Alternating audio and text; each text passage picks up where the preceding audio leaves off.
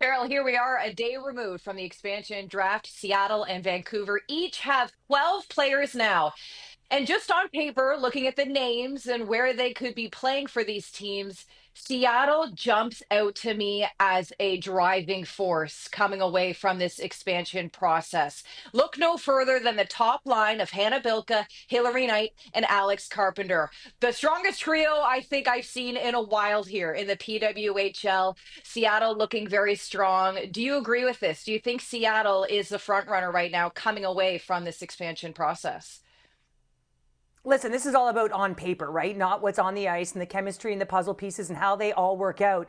But when you take first glance and you have a look at this roster, you say to yourself, oh my goodness. I mean, the 1C alone in Alex Carpenter and what she can do. And I think they built two solid lines here with a balanced back end. So yeah, there is star power and there's also some balance in terms of their shutdown defenders on the back end. And then they've got Corrine Schroeder in net. I look from back to front and say this is a balanced team that certainly jumps off the page, Ken's. So in the expansion draft, Seattle selected four defenders, three forwards. Kayla Barnes, the lone right-handed defender now on this team. The rest are left-handed shots. But in bringing in someone like Anna Wilgren, she has that experience with Barnes. You also think of Bilka and Knight, some built-in chemistry from the Boston Fleet. But I think you use that line well, Cheryl, in saying this is a very balanced team. The forwards have a great combination of some skill and some power forward. I certainly think of Julia Gosling, as well as a back end, a mix of some stay at home defenders and also some D that aren't afraid to move the puck. Well, yeah, and you have to have players who can get to the net, and you've got one of the best in the world at it, and Hillary Knight, who's also a right-handed shot. So if that's going to be your top line, you've got a left-handed shot with Alex Carpenter, and then all of a sudden you've got Bilka with the finesse as well, who's a lefty. So now you've got that combination, and I like that punch. You've got the finesse, you've got someone who can get net front, and then you've got Alex Carpenter coming down the middle of the ice with her timing and her magic.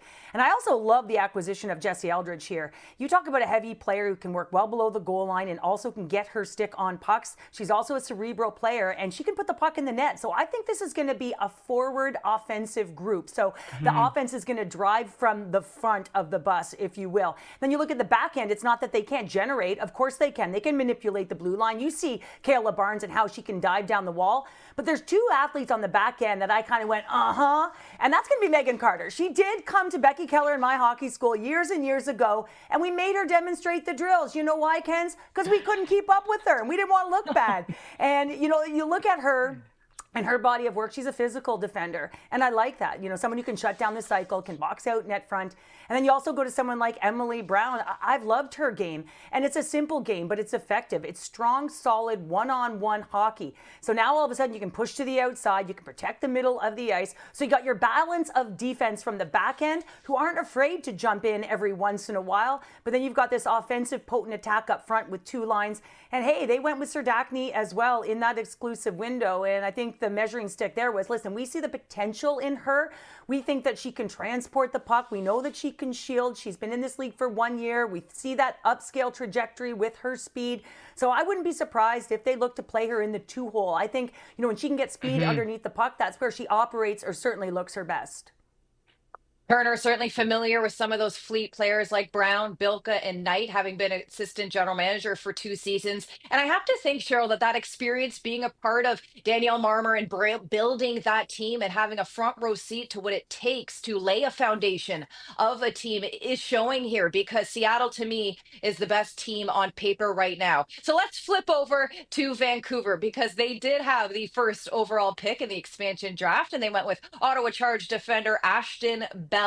And we knew defenders were going to be a hot commodity throughout this expansion draft. So Kara Mori went up and made sure to lock in Bell to round out what is a very offensive blue line. And Kara Mori said it. She said, this is going to be a mobile, active blue line, and she likes that. So when you analyze the blue line here for Vancouver, what stands out to you?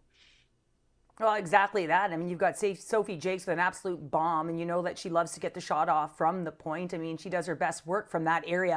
And then, of course, you got Ashton Bell. I think she can also play some real nice shutdown minutes, as we saw in the playoffs, especially when she was matched up with Larocque against the Poulin line. I thought she did a magnificent job in that regard, and I think her one-on-one game has come a long way. But you also saw her activate on the blue line, and you align that with Thompson. I mean, someone who just loves to go, right? Sometimes she's F1, she's on the forecheck. So I think there's a very, very differently constructed team. I think they want their offense from the back end. So now all of a sudden they've got players like McQuigg up front. So these are the types of players that can drive north-south. So if you're driving that puck low, what's that going to do? That's going to bring coverage with you. What is that going to do in the offensive zone? That's going to open up high ice. Bingo, exactly where you want that puck to go, to your blue line. So, when you look at the construction of these rosters, very, very different. They don't sort of have that high potency goal scorer that you see with, a Hilary Knight, someone who's just off the charts in terms of her production, especially coming off a fabulous second year in the league. But overall, yeah, very, very different. And when I look up front, you've got the Rosenthal, Gardner, heavy IQ. You saw what Boreen did alongside Marie-Philippe Poulin as well. So it'll be interesting to see how it's constructed, but I do think that this is going to be a heavy sort of artillery blue line to really get pucks through and generate offense.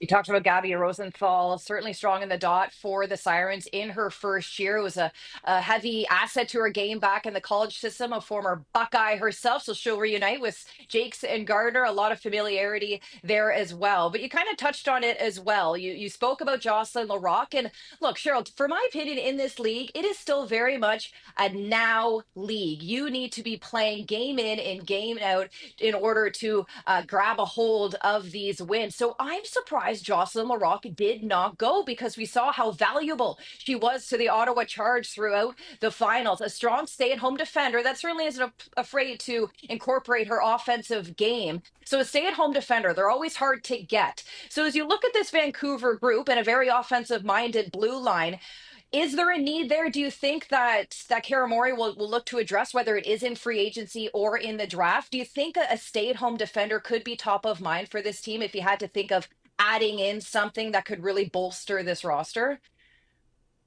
Oh, Kenzie Lalonde, you know I love a shutdown defender, right? And I do think it's awesome if you can get one, right? And that's going to be the big question mark, especially when you've got players like Jakes and Thompson on the blue line. And they'll be firing on all cylinders, going north, activating, being the fourth player on the attack, being, it's a different game now. So they're going to open up ice, they're going to open up pockets. So it's nice to have someone to be able to settle it down. You're in a one-goal game. You saw what Jocelyn Larocque was able to do with the Ottawa Charge, to settle it all in. And that game management piece, especially when you're up by one goal, you're protecting a lead, or perhaps it's on the PK. But I also think that this is a group. You've got Sarah Nurse, that she holds the Olympic record for the most points. But I also think that they will be looking for a little more firepower up front. They've got a heaviness, they've got a direct attack, they've got some skill set there. You've got someone like Izzy Daniel. You saw her when the Patty Kazmaier with Cornell. So there's the skill there. But I think they would want to round this group out with a sniper up front. So I'd be looking for a shutdown defender at some round to either work alongside a Thompson or Jakes, or to be sort of in your third pairing. But also when you're looking up front, I'd be looking for that sniper, really trying to find someone who can put the puck in the net, a bona fide goal scorer. Well, look, free agency around the corner. You have to think Hannah Miller could be top of mind here for this team. It could be a homecoming for her, and also an exciting entry draft on the horizon as well. That will certainly be a welcomed addition to both of these new expansion teams. But let's also not forget about those original six teams. Cheryl and I will have much more ongoing coverage of the PWHL expansion process all week long. Just tune in to tsn.ca.